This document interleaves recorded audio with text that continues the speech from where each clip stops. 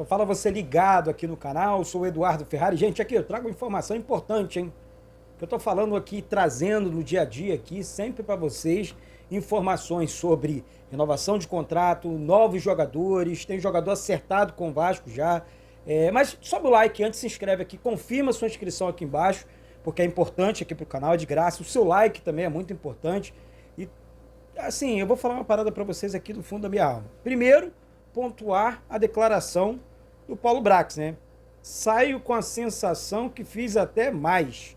Essa foi a palavra, que a frase que o Paulo Brax utilizou, né? Agora que, enfim, saiu de vez do Vasco e tal. Vou falar um negócio para o Paulo Brax, de coração. Eu não desejo mal para nenhum tipo de ser humano. Quem acompanha o canal aqui sabe. Mas trabalhar no Vasco, no clube, na grandeza do Vasco, primeiro, é uma responsabilidade muito grande. Outra coisa, você, Paulo Brax, teve... mas aí a discussão teve 120 milhões, teve 120 nada, 190, que teve o empréstimo ponte no ano antes, no ano anterior, mais 120. E o time que você montou brigou para não cair, saiu na zona de rebaixamento no segundo turno. Mas depois que o Lúcio Barbosa, é verdade, Lúcio Barbosa chegou no meio da temporada, assumiu o lugar do Luiz Melo, e aí, que assim que o Lúcio Barbosa pontuou muitas coisas, e aí chega o conhecimento do Eduardo, que quem tomou partido para a contratação do técnico Ramon Dias foi o próprio Lúcio, você não vai aqui ficar contando historinha pro torcedor, dizendo que fez até demais. Com 120 milhões, você monta um time e diz que o Barbieri e o Abel Braga, com todo respeito ao Abel, foram profissionais, que sabiam de SAF. Não vem de mais, o torcedor vascaíno tá cansado dessa papagaiada, velho. Tipo assim, segue o caminho, segue o teu caminho, porque o Alexandre Matos chegou num espaço de tempo muito menor, e eu sei que tem muita gente aí, tô ansioso, o cara trabalha em silêncio, diferente do Brax, né, que era realmente muito lento, tá? Porque a torcida, você foi taxado pela torcida do Inter, do América Mineiro e pela do Vasco. Então, sem historinha com o torcedor vascaíno. Respeitamos a pessoa e o profissional Paulo Brax. Agora não vem de história pra cima da gente.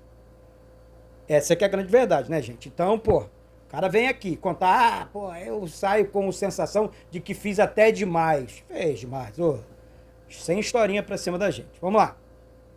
Aqui o trabalho já do Alexandre Matos, tá? Contrato confirmado, compra confirmada, tá? Do jogador Paulo Henrique. O Vasco vai pagar 1 milhão pro Atlético Mineiro, né?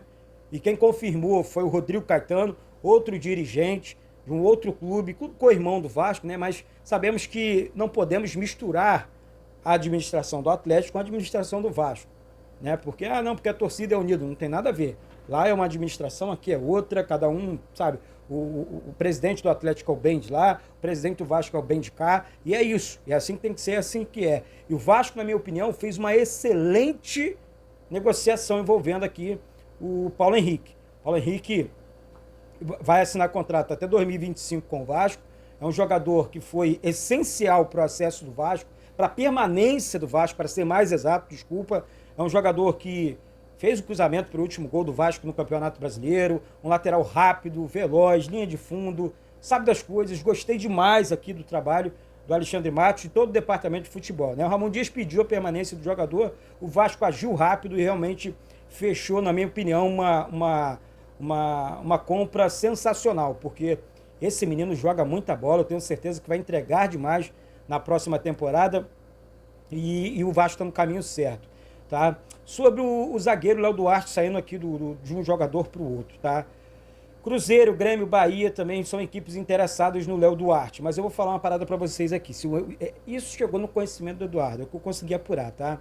Se o Vasco investir pesado no Léo Duarte, que já conhece o Rio de Janeiro, que já conhece a casa, o Vasco consegue o jogador, consegue um bom zagueiro, tá?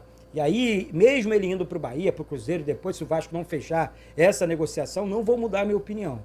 É um zagueiro bom, é um zagueiro de velocidade, um zagueiro que sabe sair jogando muito bem, tem uma boa jogada aérea também, chama atenção. E assim, se vier para o Vasco, se o Vasco, enfim, fizer a negociação pelo jogador, vai ser, sim, na minha opinião, quero a sua aqui embaixo, a contratação de um excelente jogador, de um excelente zagueiro. E aí é aquela questão do rumo certo, né? Rumo certo. Por quê? Pô, vamos por aqui. Um excelente jogador, jogador de primeira linha, um bom zagueiro e tudo mais. Então, não estou dizendo aqui que o Vasco está em negociação com o jogador, até porque é uma especulação e não está vazando nada dentro do clube. Hoje pela manhã, então, trabalhei pra caramba, apurei aqui, busquei informações, sabe, em 2 tipos de trabalho, né, gente? Vocês sabem que eu trabalho em 2 lugares, numa emissora e aqui também, então é tudo muito corrido, mas eu busco o tempo inteiro aqui, nos 2 celulares, aqui no Cutuque, buscando a informação para levar para você. Então, assim, é uma situação que deve estar acontecendo, porque outros clubes também entraram na negociação pelo zagueiro Léo Duarte, e se o Vasco fechar a negociação, eu acho, tá, uma boa aquisição, um bom zagueiro aí para o Vasco. Outra informação aqui, e muito importante, hoje de manhã eu trouxe, hoje pela manhã, a informação de que o Vasco teria fechado aí com alguns atletas, algumas negociações importantes, tá? Além aqui do Paulo Henrique, outros jogadores, reforços mesmo, jogadores, enfim, reforços de outros nomes, né? Porque a manutenção do elenco também é reforço importante demais, e a gente tem que colocar isso na mesa. Eu vejo muita gente não valorizando a manutenção, do elenco. Como é que você não vai elogiar a permanência do Paulo Henrique? Então, além dos reforços, tá? Além dos reforços que virão para o Vasco, serão anunciados a qualquer momento, tá? Eu estou falando aqui agora, daqui a pouco, tem nome aí, Eduardo, foi anunciado 1, 2, 3 jogadores, serão anunciados.